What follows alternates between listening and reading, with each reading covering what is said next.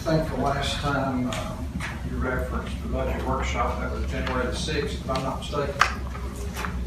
I think there was some comments made during that meeting that I wanted to respond to today. Prior to the 2014-15 budget, the school system had operated at a deficit of over $2 million per year during 2012-13, 2013-14. When I presented my first draft budget, June the 26th, 2014, we had a $4.7 million deficit. We went to work with the board and we cut $2.7 million that year. That resulted in 22.5 positions. We also cut 4 additional positions by 1 month of service. That budget was approved by the Board of Education on August the 5th, 2014. The motion to approve that budget was by Mr. Randy Collier, who was chairman of the board at that time, with a request for 12 cents to the general purpose school fund. And that was a unanimous vote. We still have projected deficit after the 12 cents of $1,068,000. That budget was passed by the commission. 2015-16, our budget was passed unanimously by the Board of Education, and it was passed, what you could say, unanimously by the commission, 18-0-1. You abstained because of the sheriff's budget, and all other commissioners present approved that budget. 2016-17, this previous year, 1 cent was taken from the general purpose school fund and allocated over to the county general fund, which results in about $97,000. Another half cent was taken from transportation to the county general fund, which is about $48,500 plus. 5 cents was taken from education debt service, which is over $481,000. All these funds totaled over $633,000 that was diverted from education to the county general fund. We also failed maintenance of effort when we got to the commission before we approved the budget. So we had to increase budgeted revenue. Notice I said budgeted revenue. We didn't get any extra dollars.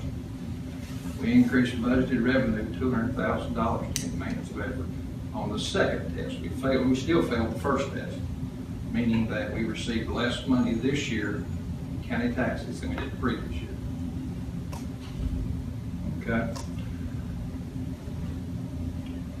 As being a former member of the Board of Education, he should be familiar with maintenance of effort, which states, the state's maintenance of effort laws for education require local funding bodies allocate at least the same amount to school districts that they budgeted the previous year.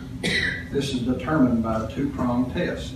First of all, level 1, a district's total budgeted revenues for day-to-day operations are not less than its budgeted local revenues from the previous year, excluding capital outlay and debt service. Level 2, a second level compliance test is triggered when the district does not meet the level 1 test, often because they have a declining student enrollment.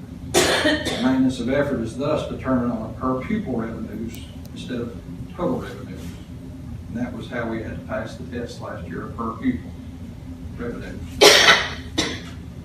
Since receiving the 12 cents in 2014-15, we have taken care of a 6.1% increase in insurance. We've completed capital projects, and we've provided a quality education for our students without asking for any additional funding. Speaking of capital projects, with the 5 cents taken from education debt service, there can be no new debt since the education debt service fund is operating in a deficit. What that means is that the roofs, charity, or volunteer fail, they will have to be repaired with our unassigned fund balance or our operational funds, because we cannot incur any new debt in education debt service. I feel like we have been, I was asked, to watch our spending and effectively manage our budget. My staff and I, along with the board, have complied with this request. We've not come back and asked for any additional funds.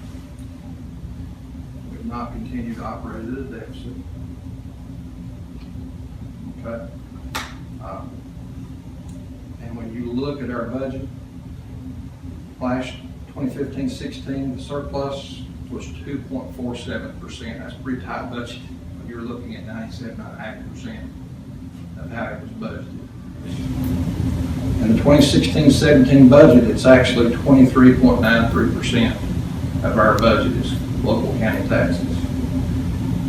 That totals up for transportation and general purpose schools would be about 15.7 million, which is 2.8 million less than the county general fund budget.